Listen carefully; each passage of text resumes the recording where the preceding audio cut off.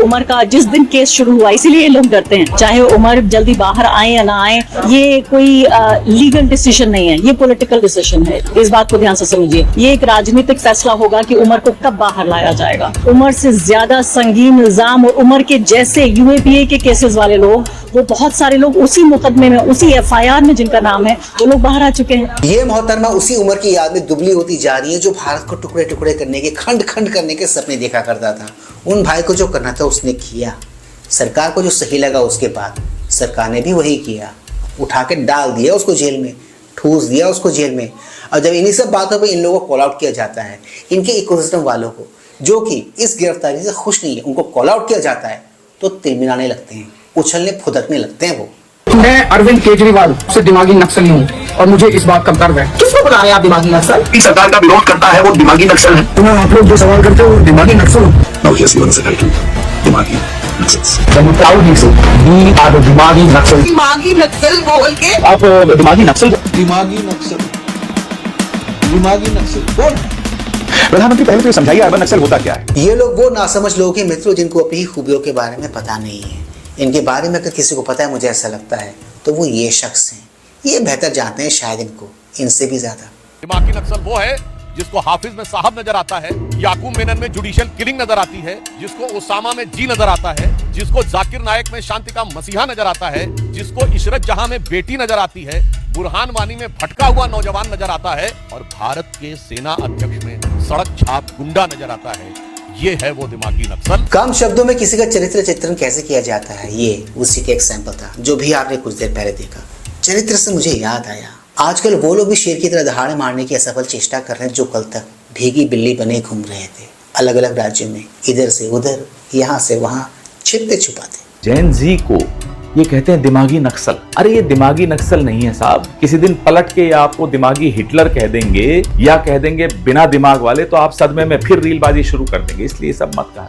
सोच के देखो, दिमागी नक्सल शब्द से इन सबको इतना बुरा लग गया, ये शब्द इनको इतना चुभ गया है कि इनको अब पुरानी बातें याद दिलानी पड़ रही है लोगों को कि इन्होंने देश के लिए क्या कुछ नहीं किया, क्या क्या नहीं किया, ये सब याद दिलाना पड़ रहा है इन लोगों को। तुम हमको क्रिटिसाइज करते हो, नेहरू जी को क्रिटिसाइज करते हो, सोनिया जी को क्रिटिसाइज करते हो। जिन लोगों ने अपनी जान देकर देश को बचाया उनको टीका करते हो। इनकी बातों को सुन के मुझे ऐसा लगता है सब कुछ इन्होंने ही किया है, बाकी तो ऐसे बैठे हुए थे, उनको कोई काम नहीं था। सारे के सारे जो त्याग है, जो सेक्रीफाइसेस हैं, वो इन्होंने किया है, एक परिवार विशेष नहीं किया है। खैर ये तो ये हैं, ये सुधरने से रहे, ये बदलने से रहे, इनको साइड में लगाते हैं। इन पे हम फिर कभी किसी और वीडियो में बात कर लेंगे। बट एक बात तो है, दिमागी नक्सल शब्द ने बहुत लोगों को चोट तो दी है, तकलीफ तो पहुंचाई है। दिमागी नक्सल का एक तबला दिया अपने समर्थकों के लिए, आईटी सेल के लिए, कि अभी जो हम बात कर रहे हैं इसके नीचे लोग लिख देंगे कि तीनों दिमागी नक्सल के गैंग के लोग है तो क्या हो गया? क्या वो देश का नागरिक नहीं है? अब तक के इस वीडियो को देख लेने के बाद आपको दिमागी नक्सल एग्जैक्टली होता तो होता क्या है, वो लोग फंक्शन कैसे करते हैं, इसके बारे में हल्का फुल्का एक फेयर आपको आइडिया लग गया होगा। मेरा ऐसा मानना है यही जो सारे गुने ना दिमागी नक्सलियों वाले, ये इन मोहतरमा में भी मौजूद हैं। भाजपाइयों ने छत्तीसगढ़ में मेरे खिलाफ नई एफआईआर दर्ज करवाई है।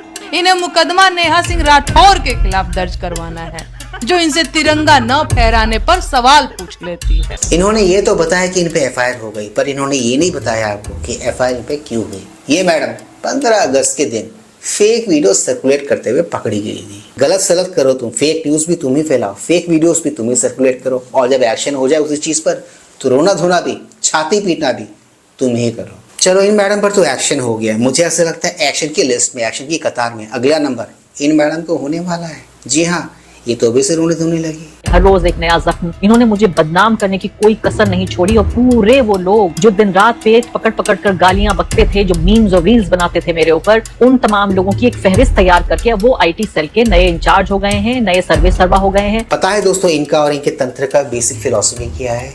जब तक आप बीजेपी को गाली दे सको, मोदी को गाली दे सको, वो फ्रीडम ऑफ स्पीच है, वो फ्रीडम ऑफ एक्सप्रेशन है। जब उसी का काउंटर आर्ग्यूमेंट, काउंटर रिएक्शन सामने वाले की तरफ से आ जाए ना, वो गलत है, वो नहीं होना चाहिए।